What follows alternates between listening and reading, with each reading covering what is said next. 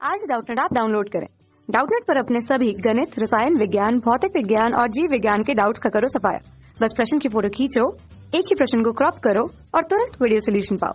अभी डाउनलोड करें। हेलो दोस्तों, हमारा प्रश्न है, एक व्यक्ति दो समांतर पहाड़ियों के बीच किसी स्थान पर बंदूक चलाता है और इसे प्रथम प्रतिध्वनि 2.5 सेकंड तथा दूसरी प्रतिध्वनि 3 सेकंड पश्चात सुनाई देती है।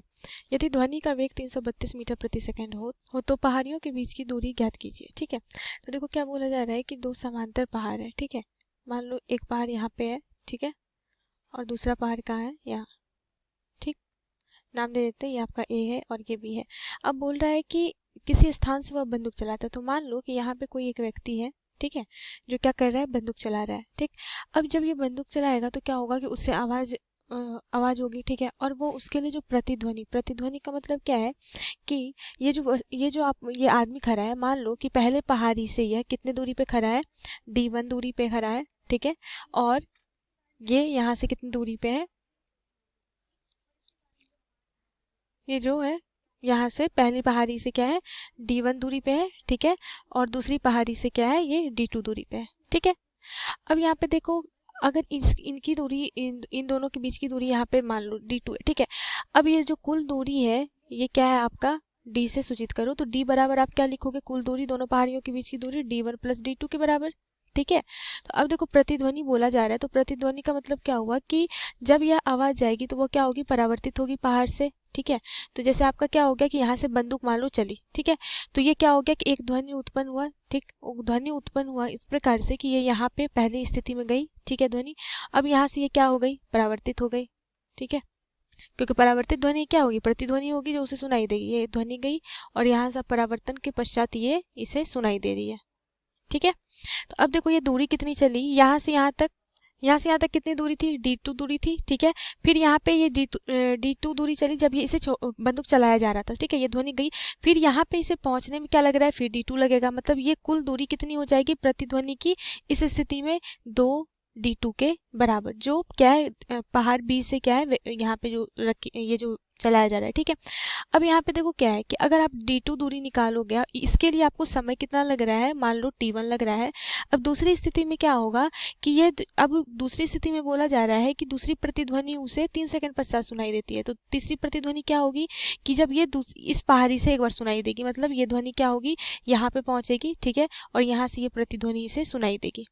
ठीक, तो इस स्थिति में T2 समय लग रहा है। T1 का मान अपने को कितना दे रखा है, मान लो प्रथम प्रतिध्वनि 2.5 सेकंड है।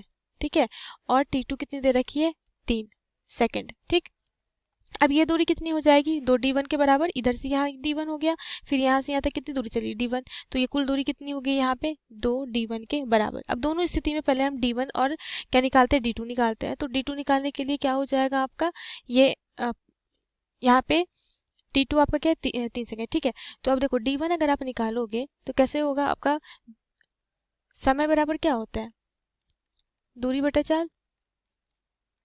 ठीक है, तो यहाँ से आपका दूरी बराबर क्या हो जाएगा, दूरी अगर निकालोगे, दूरी अपने को निकालना क्या है, कुल दूरी है 2D1 के बराबर, और इसमें समय कितना लग रहा है, उसे T2 लग रहा है, और T2 यहाँ पे कितना लग रहा है, 3 सेकंड के बराबर। ठीक है, तो D1 के लिए क्या मान लो, समय 3 सेकंड बटा 4 कितनी दे रखी है ध्वनि की, 332 मीटर प्रति सेकंड।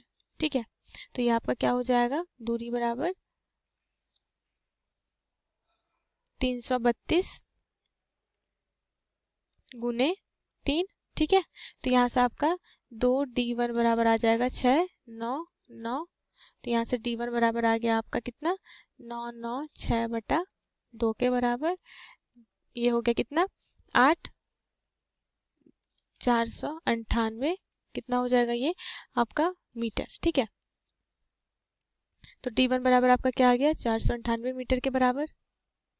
ये आपका D1 हो गया। अब इसी प्रकार क्या निकाल लोगे, D2 निकाल लोगे, तो D2 बराबर क्या लिखोगे, 2D2 दूरी है और 4 कितनी है, 332 है, और इसमें समय लगा कितना था, तो आपका T1 लगा था, T1 2.5 दिया हुआ है आपको। ठीक है, 2.5, तो D2 बराबर क्या हो जाएगा, 332 गुने 2.5 बटा क्या हो जाएगा, 2 के बराबर, और इसे जब कैलकुलेट करोगे तो यह आ जाएगा 415 मीटर के बराबर। तो D2 कितना आ गया आपका 415 मीटर के बराबर। ठीक है, ये तो आपने क्या निकाली, प्रतिध्वनि की दूरी निकाली कि प्रतिध्वनि कितनी दूरी तक ये सुनाई दिया। ठीक है, अब यहाँ पे हमें D निकालना है, दोनों पहाड़ियों के बीच की दूरी। तो दोनों पहाड़ियों के बीच की दूरी क्या है, D है, जो क्या है D1 प्लस D2 के बराबर। तो D बराबर क्या हो गया, D1 प्लस D2।